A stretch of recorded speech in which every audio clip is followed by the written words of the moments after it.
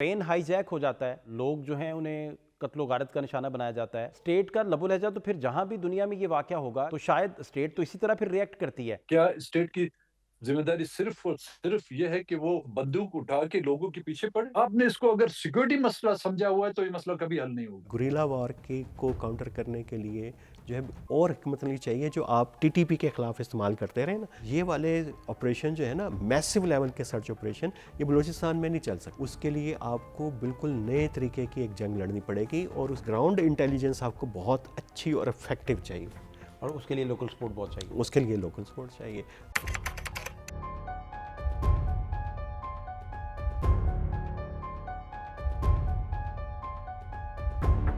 ये चंद मुट्ठी भर लोग हैं और इनका खात्मा करने की सलाहियत हुकूमत के पास बड़ी बखूबी मौजूद है। ये तवक्को करता हूँ कि हमारे कानून नाफिज करने वाले इदारे, हमारी सिक्योरिटी फोर्सेस इसको एक अहसन तरीके से सिचुएशन को डील करेंगे।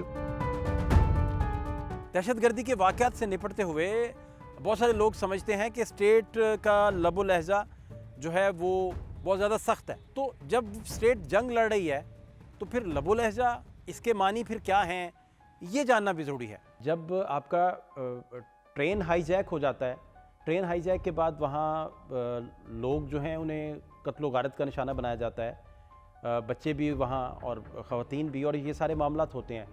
तो स्टेट का लबो लहजा तो फिर यही होता है ना कि वो भी फोर्स के साथ बाद में, ठीक है, डिप्लोमेसी इस्तेमाल करते हुए हर जगह जंग जहाँ भी हो रही होती है तो साथ पैरेलल डायलॉग्स भी हो रहे होते हैं।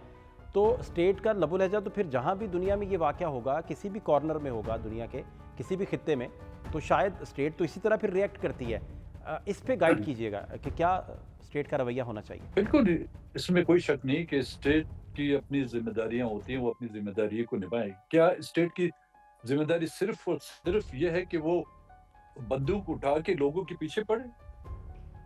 अभी तो चलो ये ट्रेन का वाकया हुआ है, जब तक के बलूचिस्तान के मसले को आपने पॉलिटिकल मसला नहीं समझा, आपने इसको अगर सिक्योरिटी मसला समझा हुआ है तो ये मसला कभी हल नहीं होगा। अगर इसको पॉलिटिकल मसला समझकर पॉलिटिकल डायलॉग के जरिए से पहले भी हल हो सकता था, अब भी हल होने की उम्मीद है, बशर्ते के हुक्मरान, रियासत, रियासती इदारे और वो बड़ी पॉलिटिकल पार्टियां इसको जो है एक पॉलिटिकल मसला समझकर वो इसको आगे बढ़ाएं।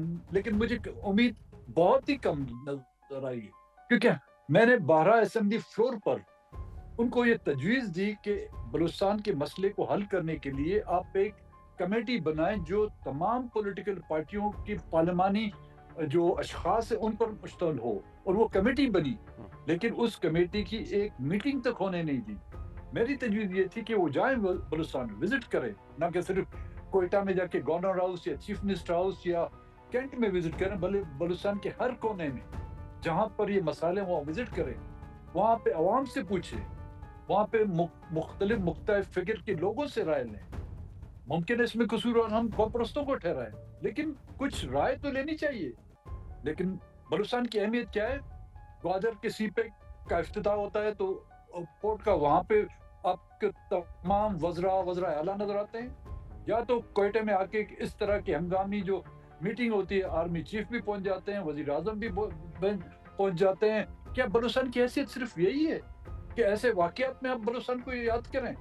कोई इस काबीना की, किसी और मुख्तलिफ काबीनाओं की मुझे एक मिसाल दें कि उन्होंने बलूचिस्तान के मुख्तलिफ इलाकों में दौरे किए, उन्होंने जाके लोगों की हाल पुरसी किए, वो मिसिंग पर्सन्स के लॉकिन के सर पर हाथ रख के उनसे पूछा हो कि जी आपका मसला कौन है, आपका बेटा है, आपका भाई है, आपका शौहर है, उसको कौन ले गया है और ले जाने वाले जिम्मेदार कौन है? कभी किसी ने नहीं पूछा। अभी आप समझते हैं कि क्या पॉलिटिकल सोल्यूशन किया जाए? फ़र्ज़ कीजिए कि विल बन गई है, फ़र्ज़ कीजिए इस मसले को हल करना चाह रहे हैं।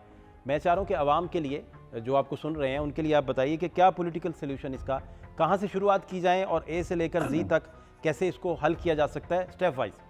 देखें, सबसे पहले तो ये होगा हुकूमत को अपनी कोताहियां, अपनी गलतियां और बलूचिस्तान पर होने वाले जुल्म और ज्यादतियों का एतराफ़ करना होगा, और उसके साथ ये भी उनको करना होगा कि जी जो लोग इसमें मुलविस हैं, जिनके हाथों, चाहे वो आईनी तरीके से उन्होंने बलूचिस्तान के हुकूक गज़ब किए, चाहे गैर आईनी तरीके से उन्होंने बलूचिस्तान के लोगों पर जुल्म और ज़्यादतियाँ किए, उनको सजाएं दी जाएं।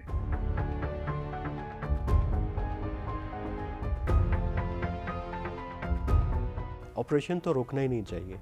उसके ऊपर अगर बात करेंगे वो तो उसमें इफेक्टिव कैसे हो सकता है, कैसा इक्विपमेंट चाहिए, बड़ा एक कॉस्टली वॉर है। और बलूचिस्तान की ट्रेन बिल्कुल ठीक है, DGISPR ने जैसे कहा भी है। तो उसके लिए अगर अपने जंग लड़नी है तो उसके लिए हिकमत अमली भी चेंज करनी पड़ेगी। गुरिल्ला वॉर को काउंटर करने के लिए जो है और हिकमत अमली चाहिए, जो आप TTP के ख़िलाफ़ इस्तेमाल करते रहे ना, कि आप जाते थे, आपने साउथ में गए, नॉर्थ में गए, आप स्वात में गए, इलाके खाली कर लिए, लोगों को बाहर निकाल दिया, ऐलान कर दिया कि इसके बाद जो रहेगा हम उसको मार देंगे। ये वाले ऑपरेशन जो है ना, मैसिव लेवल के सर्च ऑपरेशन, ये बलूचिस्तान में नहीं चल सकते।